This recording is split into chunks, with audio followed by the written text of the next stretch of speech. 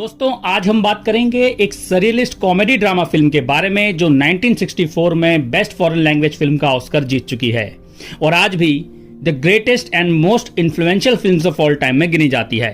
मैं बात कर रहा हूं 1963 में आई इटालियन फिल्म ऑटो ए मेज़्ज़ो यानी 8.5 के बारे में। इसको लिखा और डायरेक्ट किया है one of the greatest film makers of all time Federico Fellini ने और इसमें मेल लीड्स निभाए हैं Marcello Mastroianni, Claudia Cardinale, Anouk Aimee, Sandra Milo, Rossella Falk और बारबरा स्टील ने।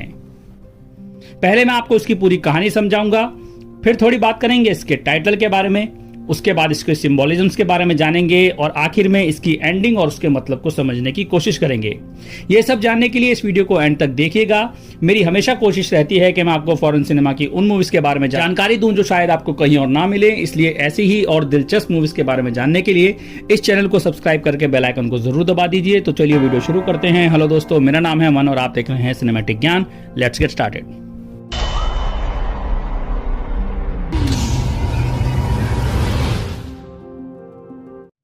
दोस्तों फिल्म शुरू होती है मशहूर फिल्म डायरेक्टर गुइडो अंसेल्मी के शॉट से। वो ट्रैफिक जैम में फंसा हुआ है। अलग अलग कार्स और स्कूल बसेस ने उसे घेरा हुआ है। लोग उसे इंटेंसली घूर रहे हैं। अचानक कार के डैशबोर्ड से धुआं निकलने लगता है और गुइडो कार की विंडो से बाहर आने के लिए स्ट्रगल करता है। कार से निकलने के बाद वो उड़ने लगता है और खुद को वो एक बीच के ऊपर पाता है। उसका पैर एक रस्सी से बंधा हुआ है जिसे नीचे खड़े एक आदमी ने पकड़ा है। उस आदमी के साथ एक प्रीस्ट खड़ा है जो कहता है डाउन फॉर गुड। वो गुइडो को जमीन पे आने के लिए कहता है। गुइडो अपने सपने से जागता है। एक स्पा में वो डॉक्टर से घिरा हुआ है जहां वो अपनी उस फिल्म से ब्रेक लेने आया है जो वो करंट में बना रहा है। डॉक्टर उससे पूछता है कि क्या वो बिना होप के एक और फिल्म बना रहा है। फिर वो उसे बहुत सारे प्रिस्क्रिप्शंस के साथ स्पा के होली वाटर से बने एक ड्रिंक को 15 मिनट बाद पीने का प्रिस्क्रिप्शन भी देता है। एक राइटर डोमिर गुइडो के रूम में एंटर करता है और ये कंफर्म करता है कि उसने गुइडो की स्क्रिप्ट पढ़ ली है और उसे ये अश्योर भी करता है कि वो इसके बारे में बात करेंगे। गुइडो वापस बाथरूम में आ जाता है और हम पहली बार उसका चेहरा देखते हैं जब वो आईने में देखता है। तभी एक फोन बजता है पर वो उसे पिक नहीं करता। स्पा के आउटडोर प्लाजा में स्टाइलिश और एल्डरली वेकेशनर्स का एक ग्रुप होली वाटर की ग्लासेस का ड्रिंक पी रहा है जिसे नन्स पोर कर रही हैं।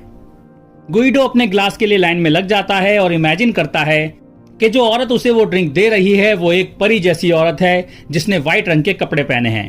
पर जल्द ही वो अपने इस विजन से बाहर आ जाता है। प्लाजा में उसे डोमेर मिलता है जो ये मानता है कि गुइडो की फिल्म में सेंट्रल कॉन्फ्लिक्ट या फिलोसॉफिकल प्रमाइस की कमी है जो इसके प्लॉट इवेंट्स को साथ में जोड़ती है।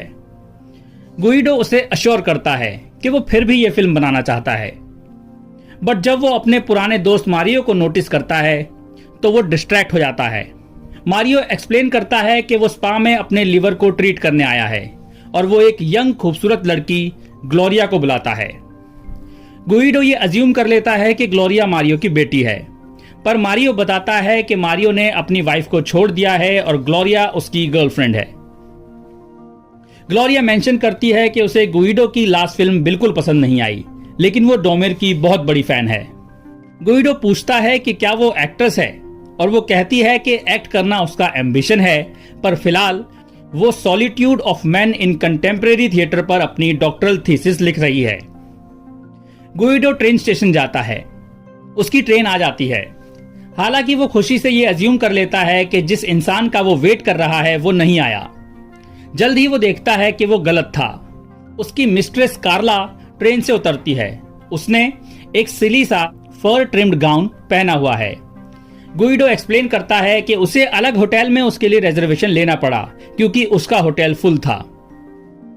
गुइडो कार्ला को उसके होटल ले जाता है जहां हमें पता चलता है कि वो दोनों ही शादीशुदा हैं और ये भी कि कार्ला चाहती है गुइडो उसके हस्बैंड लुइजी को जॉब दिलवा दे। वो अपने एक सपने के बारे में भी बताती है जिसमें लुइजी ने उन दोनों को ही मार दिया था।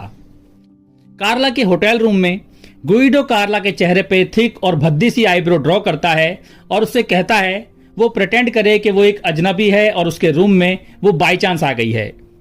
वो कोशिश करती है पर इनकीपर उसे देख लेती है। वो और गुइडो बेड पे लेट जाते हैं और वो उसे बताता है कि वो उससे प्यार करता है। कार्ला के बगल में सोते हुए गुइडो एक सपना देखता है जहां वो अपने फादर के टोम पर है और उनसे बातचीत कर रहा है। वो गुइडो के सवाल का जवाब देने से मना कर देता है और ये कंप्लेन करता है कि काश उसके कॉफिन के ऊपर की सीलिंग थोड़ी और ऊंची होती। गुइडो के 2 कलीग्स वहां आते हैं और उससे अर्ज करते हैं कि वो अपने फादर को उसके इमोशन से ना खेलने दे। गुइडो अपने फादर को फ्रेशली डग ग्रेव में जाने में मदद करता है। तभी उसकी मां वहां आ जाती है और उसे किस करना शुरू कर देती है, पर जैसे ही वो उसके लिप्स पे किस करती है वो उसकी वाइफ लुइजा में बदल जाती है।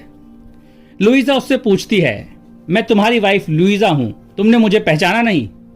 और फिर वो कब्रिस्तान में अकेली रह जाती है। अपने सपने से जागकर गुइडो अपने होटल में वापस आ जाता है और पता चलता है कि उसकी फिल्म का क्रू प्रोडक्शन की तैयारी कर रहा है। सेट डिजाइनर से लेके लीड एक्ट्रेस तक हर कोई गुइडो की फिल्म के बारे में सवाल करता है, पर वो कोई जवाब नहीं देता और उसमें ज्यादा एक्साइटमेंट भी नजर नहीं आती। खास तौर पर यहाँ एक्ट्रेस बड़ी इंटरेस्टेड है क्योंकि उसे नहीं पता कि वो कौन सा पार्ट प्ले कर रही है। कास्टिंग डायरेक्टर सेजरिनो गुइडो के सामने 3 बूढ़े आदमी लाता है, जिसमें से एक को मेन किरदार के फादर के रोल में कास्ट किया जाएगा, पर गुइडो कहता है कि वो सभी इस रोल के लिए काफी यंग हैं। अपने क्रू से अलग होके उसे एक खूबसूरत औरत नजर आती है जिसने व्हाइट ड्रेस पहनी है। जब वो अपने प्रोड्यूसर को भी सीढ़ियां उतरते देखता है तब वो वापस रियलिटी में आ जाता है। वो गुइडो को एक घड़ी देता है और पूछता है कि क्या उसके पास फिल्म के बारे में कोई क्लियर आइडिया है। उस रात स्पा प्लाजा में क्रू एक पार्टी के लिए इकट्ठा होता है। ग्लोरिया और मारियो डांस कर रहे हैं और गुइडो उन्हें देखता है। उसने नकली नाक लगाई हुई है जिससे वो पिनोकियो की तरह लग रहा है। कार्ला भी वहां मौजूद है, पर वो एक सेपरेट टेबल पर बैठी है और गुइडो के साथ ऑब्वियस आई कांटेक्ट को अवॉइड करने की कोशिश कर रही है। एक बार फिर वो अपने टेबल पे हो रही बहस को तब तक अवॉइड करता है जब तक कोई ये नहीं पूछ लेता कि फिल्म में कितने सीन्स हैं। वो जवाब देता है कि फिल्म में 5 सीन्स हैं और फिर सभी हंसने लगते हैं। कुछ उससे शिकायत भी करते हैं। गुइडो को देख के मारियो उसे कहता है कि वो ग्लोरिया से बहुत प्यार करता है और भले ही वो उसे उसके पैसों के लिए यूज कर रही हो, पर उसे इससे कोई फर्क नहीं पड़ता। वो ये भी बताता है कि वो लोग लंदन में मिले थे, वहां वो उसकी बेटी के साथ स्कूल जाती है। प्लाजा के स्टेज पर एक नया परफॉर्मर आता है क्राउड को एंटरटेन करने के लिए, एक जादूगर जिसका पार्टनर साइकिक है। साथ में वो ऑडियंस में बैठे लोगों का माइंड पढ़ने लगते हैं। वो कार्ला को एक फ्रेज के बारे में सोचने को कहकर उसके दिमाग को पढ़ने की कोशिश करते हैं और कार्ला चोरी से गुइडो की तरफ देखते हुए कहती है कि वो किसी फ्रेज के बजाय किसी इंसान के बारे में सोच सकती है। फिर मुस्कुराते हुए बैकआउट कर जाती है क्योंकि ये ज्यादा ही एम्बैरेसिंग था। गुइडो की पार्टी प्लाजा से चली जाती है और मजिशियन भी साथ जाता है। शायद वो और गुइडो एक दूसरे को जानते हैं। वो गुइडो का माइंड पढ़ लेता है और एक फ्रेज कहता है, आसा निसी मासा। मजिशियन पूछता है कि इसका क्या मतलब है। हम गुइडो के चाइल्डहुड हाउस में उसकी एक मेमोरी में एंटर करते हैं जहां कजिन्स और आंट्स अपने बच्चों को एक वाइन बाथ में नहला रही हैं। वो औरतें बच्चों को बेड पे लिटा देती हैं, पर गुइडो और उसकी कजन सोने का नाटक करते हैं। वो उठते हैं और उसकी कजन कहती है कि दीवार पर टंगी पेंटिंग में जो औरत बनी है वो आसा निसी मासा कहने पर जिंदा हो जाती है। वो प्रॉमिस करती है कि पेंटिंग वाली लेडी एक खजाने का खुलासा भी करेगी। गुइडो वापस अपने होटल में आ जाता है। हालांकि वो लॉबी में खड़े अलग अलग लोगों से बचकर निकलने की कोशिश करता है, पर उसकी लीड एक्ट्रेस उसे कॉर्नर करके ये जानने की डिमांड करती है कि वो कौन सा पार्ट प्ले कर रही है। जब एक्ट्रेस गुइडो को अपनी ड्रामेटिक वर्सेटिलिटी की कहानी सुना के तंग कर रही होती है, तब ग्लोरिया पास ही में मारियो का पियानो सुन रही होती है और ये चीज गुइडो को एक्ट्रेस की बातों के कंपैरिजन में कहीं ज्यादा एन्चेंटिंग लगती है। तभी वहां उसकी वाइफ का कॉल आता है और पता चलता है कि वो पहले भी 3 बार कॉल कर चुकी है। वो उस पर बहुत ज्यादा भड़कती है, पर गुइडो शांत रह के उसे अपने पास आने को कहता है। लुइजा पहले भड़कती है क्योंकि उसे लगता है कि गुइडो उसे सिर्फ बेमन से वहां बुला रहा है। असल में वो चाहता ही नहीं है कि वो उसके होटल आए, लेकिन गुइडो उसे समझाने की कोशिश करता है कि ऐसा कुछ भी नहीं है। गुइडो ऊपर जाता है जहां उसका प्रोडक्शन क्रू एक लार्ज स्वीट में इलेबोरेट कॉस्ट्यूम बनाने की और फिल्म के लिए स्केचेस सेट करने की तैयारी कर रहा है। गुइडो को अपने कलीग की टीनेज भतीजियां स्वीट के बेडरूम में आराम करते हुए मिलती हैं, जहां वो गुइडो पे ये इल्जाम लगाती हैं कि वो अब तक ये समझ नहीं पाया कि एक लव स्टोरी कैसे बनती है। गुइडो भी उनकी बात से सहमत होता है। उसका सेट डिजाइनर कोनोचिया उसे होटल के हॉलवे में ले जाता है और उस पर इल्जाम लगाता है कि गुइडो खराब वर्किंग कंडीशन तो देता ही है और ऊपर से अपने क्रू को प्रेज भी नहीं करता और ना ही फिल्म के बारे में कुछ इन्फॉर्मेशन देता है। वो रोता है और गुइडो को बताता है कि अब वो वैसा आदमी नहीं रहा जैसा वो कभी हुआ करता था। गुइडो पर साफ तौर पर कोनोचिया के एक्यूजेशंस का असर नजर आता है और वो अपने होटल रूम में एक ड्रीमी सी हालात में पहुंचता है। उसे विजन में फिर से वही व्हाइट कपड़ों वाली औरत नजर आती है जिसकी फैंटेसी उसे स्पा में पहले भी आई थी। वो उसे प्योरिटी और स्पॉन्टेनिटी का सिंबल मान के उससे फ्रस्ट्रेशन में पूछता है, एकदम सच्चा होने का मतलब आखिर होता क्या है। वो सर पर एक कपड़ा बांध लेती है, पर अगले ही पल गुइडो ऐसी ही एक कैरेक्टर को अपनी फिल्म में इमेजिन करता है। वो औरत उसके साथ बेड में आ जाती है और बताती है, she has come to bring order. Late night Guido का फोन बजता है और उसे पता चलता है कि स्पा का मिनरल वाटर ज्यादा पीने से कार्ला को बुखार हो गया है। वो अगली दोपहर को उससे मिलने जाता है और देखता है कि उसे तो 104 डिग्री बुखार है। गुइडो के लाख कहने के बावजूद कार्ला अपनी बीमारी के बारे में अपने हस्बैंड को बताने से मना कर देती है। बजाय इसके वो गुइडो पर ही इल्जाम लगा देती है कि उसी ने उसे बहुत देर तक अकेला छोड़ दिया था और फिर वो अपनी इच्छा की बात करने लगती है। लेकिन ये सब सुनने के बजाय गुइडो के दिमाग में सिर्फ एक ही बात चल रही होती है कि कल जब वो अपनी अपॉइंटमेंट में लोकल कार्डिनल से मिलेगा तो वो क्या कहेगा। इस अपॉइंटमेंट में गुइडो कैथोलिसिज्म पर रिसर्च करने की कोशिश करता है, क्योंकि उसकी फिल्म का प्रोटैगनिस्ट एक लैप्स्ड कैथोलिक है जो एक रेवलेशन की तलाश में है। कार्डिनल कैथोलिसिज्म का सब्जेक्ट चेंज करके गुइडो से उसकी पर्सनल लाइफ के बारे में सवाल करता है। वो ये भी समझाता है कि जिस पक्षी की आवाज वो सुन रहे हैं उसे डियोमीडियो कहा जाता है, क्योंकि उसकी आवाज ऐसी लगती है जैसे वो रो रहा है। वो इससे जुड़ी एक कहानी भी सुनाता है।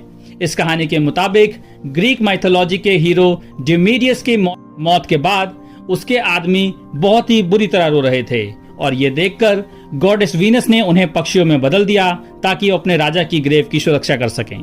खैर, जब कार्डिनल बात कर रहा होता है तब गुइडो पास में ही एक मोटी औरत को देखता है, जिससे उसे उसकी एक बचपन की बात याद आ जाती है, जिसमें वो और उसके दोस्त स्कूल से बच के एक मोटी औरत को देखने जाते हैं जो सी के पास रहती है। उसका नाम सेरेगिना था। वो उनके लिए रुम्बा डांस करती है। एक लोकल प्रीस्ट को इवेंचुअली पता चल जाता है कि लड़के उसे देख रहे हैं, पर उनमें से सिर्फ गुइडो पकड़ा जाता है और उसे सजा भी मिलती है। कुछ पनिशमेंट्स के बाद यंग गुइडो अपने चर्च के कन्फेशन बूथ में जाता है, जहां उसे कहा जाता है कि सेरेगिना एक डेविल है। फिर भी वो वापस वहां झांकने जाता है और वो उसे देखकर मुस्कुराती भी है।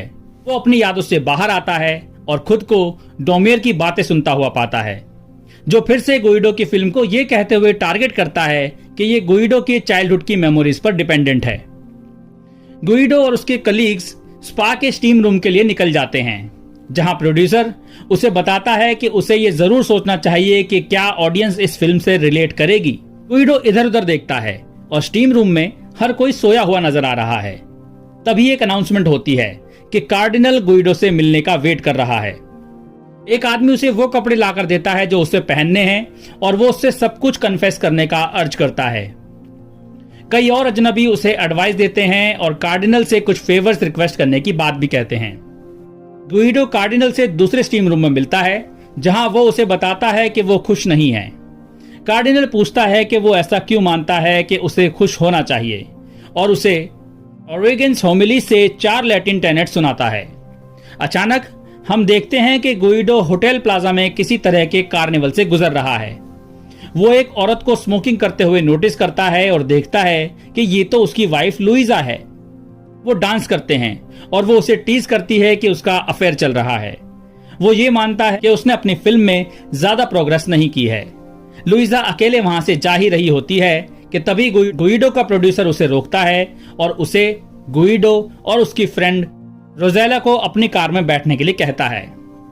लुइजा अचानक गुस्से में नजर आती है।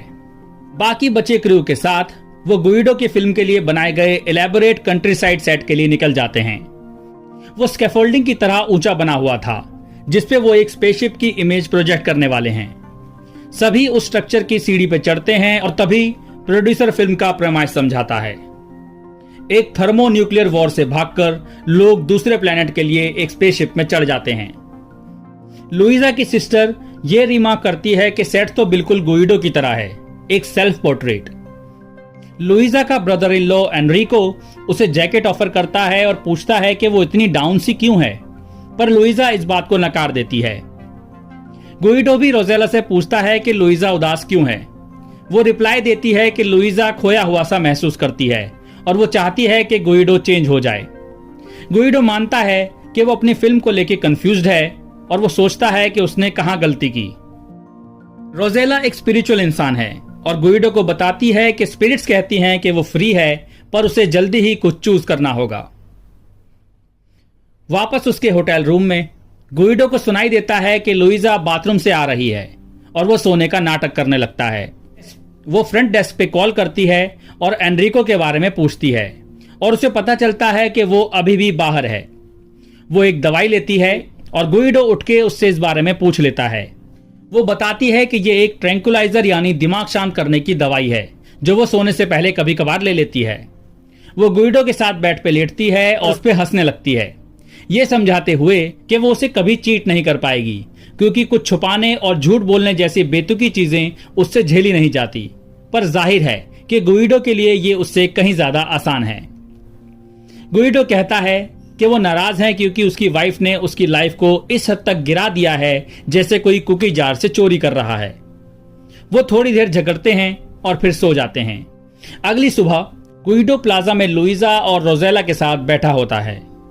वो पास ही में कार्ला को एक हॉर्स कैरियर से उतरते हुए देखते हैं।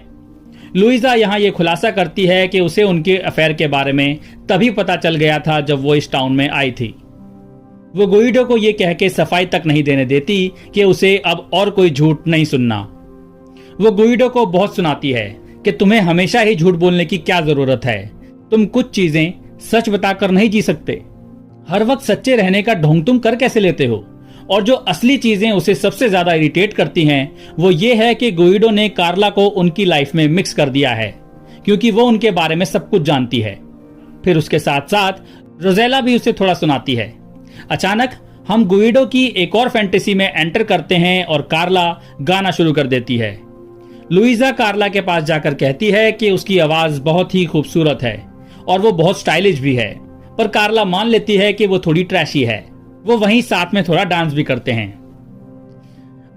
अगले ही सीन में हम देखते हैं कि कंट्री साइड की एक रहने की जगह पर गुइडो को पास्ट में मिली लगभग सभी औरतें उसके प्यार में डूबी हुई हैं और हर तरह से उसकी सेवा कर रही हैं, जिसमें सिर्फ Luisa, Carla, Rossella, Gloria, Saraghina, the French actress और व्हाइट ड्रेस वाली मिस्ट्री वुमन ही शामिल नहीं हैं, बल्कि एक डैनिश स्ट्यूअर्डेस, एक हवाईयन लड़की और एक फ्रेंच शोगर्ल भी शामिल है जो गुइडो को ट्रैवलिंग के दौरान मिली थी। शोगर्ल जैकलिन को गुइडो उम्र बढ़ जाने की वजह से कॉम्प्लेक्स के अपर फ्लोर पे जाने का ऑर्डर देता है क्योंकि वो अब उसे खुश नहीं कर सकती, पर जैकलिन इस बात को नकारती है और ऊपर जाने से साफ इनकार कर देती है। धीरे धीरे इन औरतों के बीच गुइडो के लिए फूट पड़ने लगती है और कुछ उसके खिलाफ बगावत छेड़ देती हैं। अचानक गुइडो उन्हें कोड़े से मारना शुरू कर देता है और वो एक लाइन में खड़ी हो जाती हैं। अब वो सभी उसकी बात मान जाती हैं और जैकलिन का ऊपर वाले फ्लोर पर जाना तय हो जाता है, लेकिन इससे पहले वो जैकलिन को एक मौका देती हैं गुइडो के लिए डांस करने का, और वो भी उसकी अपनी स्पॉटलाइट में। जैकलिन एक ऑकवर्ड सा फेयरवेल डांस करती है और बाकी औरतें गुइडो को चीयर अप करने की कोशिश करती हैं। डिनर टेबल पे गुइडो ये कन्फेस करता है कि उसने उन सभी के लिए एक स्पीच तैयार की है और वो इमेजिन करता है कि कार्ला हार्प बजा रही है। लुइजा कहती है कि ये सब अभी सोने चले जाएंगे, लेकिन मुझे अभी बहुत काम है, बर्तन साफ करने हैं, कपड़े धोने हैं, फर्श साफ करना है। और वो ये भी समझती है कि गुइडो के इस हरम के साथ को एग्जिस्ट होना पहले उसे समझ नहीं आता था जब उनकी शादी हुई थी, पर धीरे धीरे उसे ये समझ में आ गया कि उनकी लाइफ ऐसी ही होनी चाहिए। यहां से हम सीधे पहुंचते हैं गुइडो की मूवी के स्क्रीन टेस्ट पे। लुइजा वहां मौजूद है और गुइडो बिल्कुल धीरे से लुइजा का नाम लेके कहता है कि काश तुम थोड़ा सब्र रख पाती, लेकिन शायद तुम्हारी हद पहले ही पार हो चुकी है। डॉमियर वहां भी उसकी फिल्म को क्रिटिसाइज करना शुरू कर देता है और स्टैंडहाल का coat, "The solitary ego that revolves around itself and feeds upon itself ends up strangled by a great cry or a great laugh" कह के वो उसके ईगो को भी निशाना बनाता है।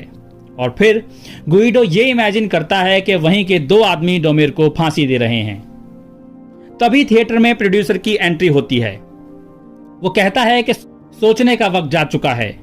गुइडो के पास बहुत वक्त था सोचने का, आज फैसला लेने का दिन है।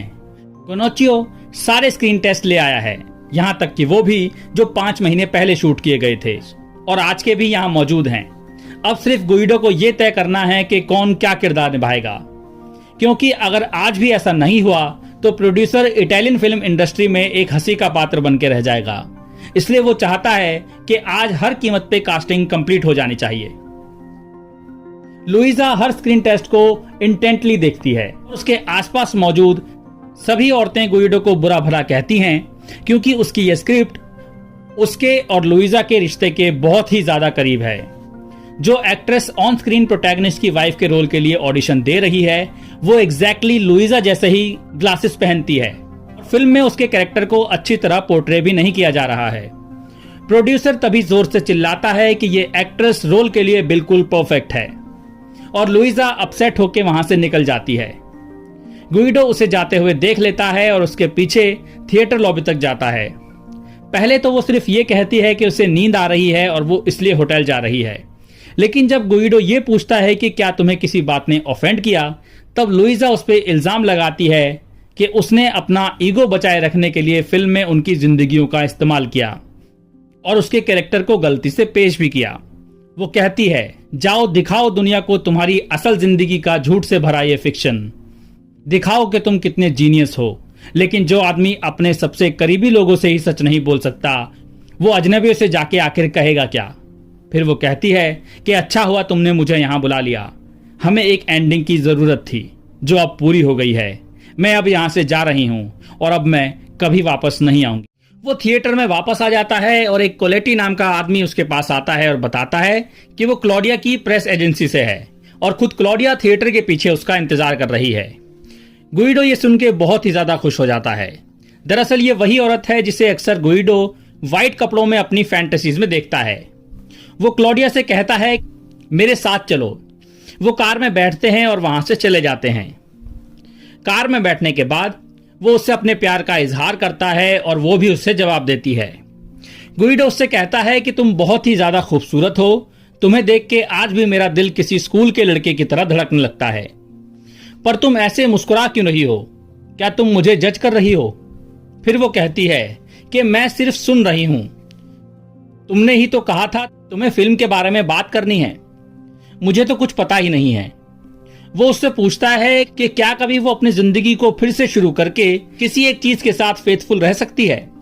वो जवाब ना देकर पूछती है कि हम जा कहां रहे हैं, और ये कहते ही वो उससे पूछ लेती है कि क्या तुम ऐसा कर सकते हो। दरअसल वो ऐसा इसलिए पूछता है क्योंकि वो खुद ऐसा नहीं कर सकता। वो ये कन्फेस करता है कि वो हर गलत फैसला लेने से डरता है, इसलिए वो लगातार डायरेक्शंस बदलता रहता है और इसीलिए वो इमोशनली मर रहा है। गुइडो को नेचुरल स्प्रिंग्स की आवाज सुनाई देती है।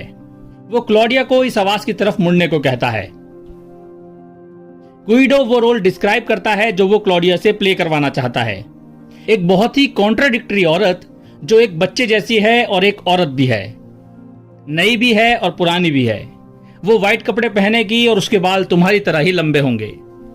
फिर वो स्प्रिंग्स की एंट्रेंस के पास कार पार्क कर देते हैं और लाइट्स ऑफ कर देते हैं। यहां रियलिटी से हटकर वो क्लॉडिया को व्हाइट कपड़ों में इमेजिन करता है। उसके हाथ में कैंडल है और वो वहीं मिडिल ऑफ द स्ट्रीट पे टेबल सेट कर रही है। फिर रियलिटी में क्लॉडिया पूछती है कि आगे क्या होता है। दोनों कार से उतर जाते हैं। क्लॉडिया कहती है, चलो यहां से चलते हैं, मुझे कुछ अनईजी सा फील हो रहा है। पर गुइडो वहां रुकना चाहता है। क्लॉडिया यहां उसके कैरेक्टर को एक्सप्लेन करते हुए कहती है कि ऐसा कैरेक्टर जो किसी से प्यार नहीं करता, ये कुछ अजीब है, ये बिल्कुल सिंपैथेटिक नहीं है, ये उसकी गलती है। वो आखिर लोगों से चाहता क्या है। गुइडो डिफेंसिव होकर जवाब देता है कि क्या तुम्हें लगता है मुझे ये बात नहीं मालूम? तुम भी औरों की तरह ही हो। फिर क्लॉडिया उस पर हंसने लगती है और उसे एक ओल्ड मैन कहती है। दरअसल उसे समझ ही नहीं आ रहा है कि अगर कोई लड़की उस कैरेक्टर की जिंदगी बदल सकती है तो वो उसे अपने से दूर क्यों कर रहा है। यहां गुइडो 3 बात बोलता है कि अब उसका कैरेक्टर ऐसा नहीं मानता और यह सच नहीं है कि कोई औरत किसी को नई जिंदगी दे सकती है, और वो खुद भी लोगों के सामने और झूठ नहीं रख सकता। वो तीनों चीजों का हर बार एक ही जवाब देती है कि असल में वो जानता ही नहीं है कि प्यार कैसे किया जाता है। वो उसे सॉरी बोलता है कि उसने क्लॉडिया को इतनी दूर बुलाया। क्लॉडिया समझ जाती है और उसे फोनी यानी झूठा कहती है, क्योंकि उसे ये पता चल जाता है कि गुइडो की फिल्म में उसके लिए कोई रोल है ही नहीं। गुइडो इस बात को मान लेता है और यह भी मान लेता है कि कोई फिल्म बनने ही नहीं वाली। अचानक कुछ कार्स वहां आती हैं और गुइडो का प्रोड्यूसर ये अनाउंस करता है कि कल वो स्पेसशिप सेट वाली जगह गुइडो के लिए एक प्रेस कॉन्फ्रेंस बुला रहा है। अगले दिन सेट रिपोर्टर्स और क्रिटिक्स से भर जाता है। गुइडो उनके बेतुके सवालों से छुटकारा पाने के लिए वहां से बच निकलने की कोशिश करता है, लेकिन उसके कलीग्स उसे वहां बैठने और क्राउड को एड्रेस करने के लिए फोर्स करते हैं। मजिशियन जिसने पहले गुइडो का माइंड रीड किया था वो भी वहां मौजूद है। वो गुइडो को गुड लक विश करता है। रिपोर्टर्स और ज्यादा भड़क जाते हैं और सभी कहने लगते हैं कि गुइडो के पास कहने को कुछ नहीं है। गुइडो का प्रोड्यूसर उसे धमकी देता है कि उसने यहां अच्छे से बर्ताव नहीं किया तो वो उसे बर्बाद कर देगा। गुइडो कोनोचिया से माफी मांगता है, ये कहते हुए कि वो गुइडो का फेवरेट है। जहां वो बैठा होता है उसी शाइनिंग टेबल के रिफ्लेक्टिव सरफेस पर उसे अपने विजन में लुइजा नजर आती है। उसने वेडिंग गाउन पहना हुआ है। वो पूछती है कि क्या वो उसे छोड़ सकती है।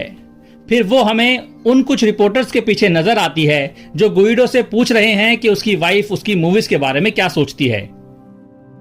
गुइडो कुछ जवाब सोचने के लिए टेबल के नीचे चला जाता है और सभी उसे डरपोक कहने लगते हैं। उसे अपनी जेब में गन मिलती है और उसे याद आता है कि जब वो एक छोटा लड़का था तब कैसे उसकी मां बीच पर उसके पीछे भागा करती थी। वो गोली चलाता है और खुदकुशी कर लेता है। अचानक क्राउड की नॉइस एकदम खत्म हो जाती है और सेट पूरा खाली हो जाता है। एक आवाज कुछ कंस्ट्रक्शन वर्कर्स को यह ऑर्डर देती है कि इस सेट को डिसमेंटल कर दो, क्योंकि फिल्म तो कैंसिल हो चुकी है। हालांकि गुइडो अभी भी जिंदा है। डोमियर उसे कहता है कि फिल्म छोड़ने का उसका फैसला बिल्कुल सही था, क्योंकि दुनिया को अब ऐसी फालतू आर्ट की बिल्कुल जरूरत नहीं है। क्रिएट करने से अच्छा डिस्ट्रॉय करना है, क्योंकि अगर यह फिल्म फ्लॉप होती तो प्रोड्यूसर के लिए तो यह महज एक पैसों का मामला होता, लेकिन तुम्हारे लिए यह तुम्हारी जिंदगी की तरह है। गुइडो उसकी बात सुनते सुनते उसके साथ कार में बैठ जाता है। वो देखता है कि मैजिशियन कार की तरफ बढ़ रहा है और वहां पहुंच के कहता है, we are ready to begin. इधर डोमेर आर्ट के पर्पस के बारे में कुछ कुछ बड़बड़ाता रहता है और गुइडो कुछ विजन्स देखता है जिसमें उसकी जिंदगी से जुड़े लोग व्हाइट कपड़ों में हैं और बीच के पास ही सब एक साथ मार्चिंग कर रहे हैं। वॉइस ओवर में गुइडो को रियलाइजेशन होता है कि उसकी फिल्म के बारे में और उसकी पर्सनल लाइफ के बारे में जो कंफ्यूजन है असल में वही एक सच्ची कहानी है जो वो सबको बताना चाहता है। और एक चीज यहाँ और अहम है, उसे अब ये बताने में बिल्कुल डर नहीं लग रहा कि वो जिंदगी में अब तक क्या क्या नहीं समझ पाया है। वो लुइजा से बात करता है और कहता है वो उसे जैसा है वैसा ही एक्सेप्ट कर ले। अचानक अपीयर होके वो कोशिश करने के लिए मान जाती है। यहाँ एक मस्खरो जैसा बैंड सर्कस म्यूजिक बजा रहा होता है। गुइडो के पास्ट और प्रेजेंट से जुड़े लोग एक सर्कस रिंग जैसी जगह पर एक साथ डांस करना शुरू कर देते हैं। फिर एक साथ ये सभी गायब हो जाते हैं सिवाय बैंड के, जिसके मेंबर्स वहां से एक एक करके निकलते जाते हैं जैसे जैसे गुइडो के इनकम्प्लीट सेट की इंडस्ट्रियल लाइट्स स्विच ऑफ होती हैं और इसी के साथ फिल्म खत्म हो जाती है। चलिए दोस्तों, सबसे पहले बात करेंगे इसके सबसे बेहतरीन सीन यानी कि इसके ओपनिंग सीक्वेंस के बारे में। इसका जिक्र करने से पहले मैं बात करना चाहूंगा इसके टाइटल की। इसका टाइटल इस फिल्म की पोजीशन की वजह से रखा गया था, यानी अगर हम फेलिनी की 2 शॉर्ट फिल्म्स और एक कोलैबोरेशन को हाफ पार्ट मानते हैं तो यह फिल्म उनकी 8.5 रिलीज फिल्म थी। खैर, अब आते हैं इसके ओपनिंग सीक्वेंस पर। इसकी शुरुआत में दिखाया गया ट्रैफिक जैम गुइडो की जिंदगी में फिल्म इंडस्ट्री की सफोकेटिंग प्रेजेंस को रिप्रेजेंट करता है, जिससे वो आसमान में उड़ के भागने की कोशिश करता है। वो बस कुछ ही पलों के लिए आजाद फील करता है और फिर दो लोग उसको रस्सी से नीचे खींच लेते हैं। वो नीचे आने से पहले थोड़ा स्ट्रगल करता है। ये रस्सी गुइडो की जिंदगी पर फिल्म इंडस्ट्री के कंट्रोल और ओनरशिप का सिंबल है। स्क्रीन टेस्ट वाले सीन में गुइडो इस रस्सी के सिंबल को रिवर्स करने की कोशिश करता है जब वो ये इमेजिन करता है कि लोग इरिटेटिंग डॉमियर को फांसी दे रहे हैं। चलिए आते हैं अब इसके बाकी सिंबोलिज्म्स पर। सबसे पहला सिंबल है ब्लैक एंड व्हाइट। हालांकि पूरी फिल्म ब्लैक एंड व्हाइट में शूट की गई है, फिर भी फेलिनी प्योर ब्लैक और प्योर व्हाइट कलर्स का इस्तेमाल बहुत ही ध्यान से करते हैं। जैसे कि क्लॉडिया फिल्म में हमेशा व्हाइट पहनती है जब वो गुइडो के सपने में होती है, पर जब वो उससे असल में मिलने आती है तब उसने प्योर ब्लैक कपड़े पहने होते हैं, जिससे हमें गुइडो की आइडियल वुमेन की अनरियलिस्टिक धारणा के बारे में पता चलता है। वो खुद हमेशा ब्लैक एंड व्हाइट कॉम्बिनेशन पहनता है, जो उसके अंदर की अच्छाई और बुराई का सिंबल है। दूसरा है स्पेसशिप। वो इलैबोरेट टावर जो गुइडो की साइंस फिक्शन फिल्म का स्पेसशिप बनने वाला था, उसका बाइबल की टावर ऑफ बेबेल की कहानी से गहरा ताल्लुक है, जो अपने वक्त की सबसे ऊंची बिल्डिंग मानी जाती थी। जब कंस्ट्रक्शन वर्कर्स गुइडो की स्पेसशिप को तोड़ना शुरू करते हैं तब वो बिल्कुल भगवान के टावर ऑफ बेबेल को तोड़ने जैसा ही लगता है, जिसे ऐसे आदमियों ने बनाया था जो ये मानते थे कि वही भगवान हैं। इस तरह से देखें तो गुइडो का स्पेसशिप सेट ह्यूमन प्रोग्रेस और क्रिएटिव एम्बिशन के घमंड को सिंबलाइज करता है। तीसरा और बहुत जरूरी सिंबल है आसा निसीमासा। गुइडो के पहले चाइल्डहुड सीक्वेंस के दौरान उसकी कजन उसे एक स्पेल के बारे में बताती है, आसा निसीमासा, जिससे पोर्ट्रेट वाली लेडी की आंखें हिल सकती हैं। इस क्रिप्टिक फ्रेज का गुइडो की जिंदगी पे असर ऐसा है कि लगभग 40 साल बाद भी वो उसके दिमाग में मौजूद है, जिसे मजिशियन रीड कर लेता है। फेलिनी इसे गुइडो के पास्ट और प्रेजेंट के बीच कनेक्शन बनाने के लिए इस्तेमाल करते हैं। फिर भी सीन्स के बीच ब्रिज होने के अलावा भी इसका एक खास सिग्निफिकेंस है। आसा निसीमासा दरअसल ये एक ही वर्ड है जिसे बच्चों की प्ले लैंग्वेज से एनकोड किया गया है। जब इन सभी वर्ड्स का सेकंड सिलेबल हटाया जाता है तो हमारे पास वर्ड बचता है एनिमा। वैसे तो इटालियन लैंग्वेज में एनिमा का मतलब आत्मा होता है, पर दरअसल फेलिनी साइको एनालिस्ट कार्ल जंग के काम में काफी इंटरेस्टेड थे, जो एनिमा को एक रिप्रेस्ड फीमेल के कैरेक्टरिस्टिक्स के मेल में आ जाने की बात को समझाकर डिस्क्राइब करते हैं। आसान भाषा में समझें तो मेल पर्सनैलिटी का फेमिनिन हिस्सा एनिमा है और इसका अपोजिट होने पर उसे एनिमस कहा जाता है। खैर, अगर ऐसा है तो आसा निसीमासा को गुइडो की औरतों को लेकर कंफ्यूजन के रेफरेंस के तौर पर भी इंटरप्रेट किया जा सकता है। फेलिनी का इसे यूज करना यह समझाता है कि गुइडो कभी कमिट नहीं कर सकता, खासकर औरतों से।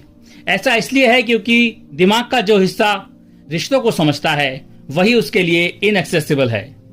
जुंग ने लिखा था कि एनिमा स्प्रिंग यानी सोर्स ऑफ लाइफ और इरोज यानी रिश्ते की बुनियाद दोनों के बीच के कनेक्शन के लिए रिस्पॉन्सिबल होता है।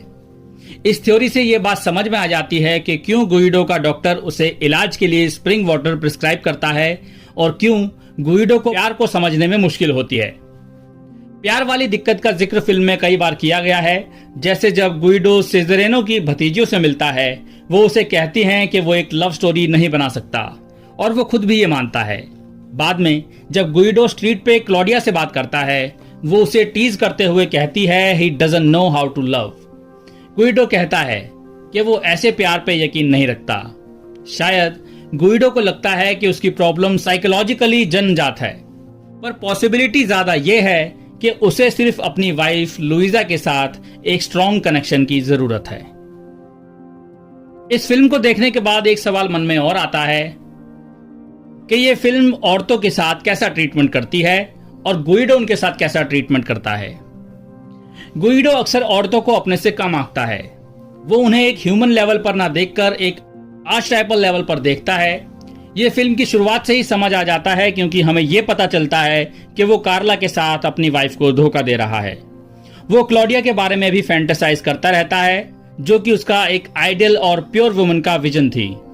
उसका औरतों का हरम वाला सीन उसके कैरेक्टर और औरतों को लेकर उसकी सोच को बहुत अच्छी तरह से एक्सप्लेन करता है।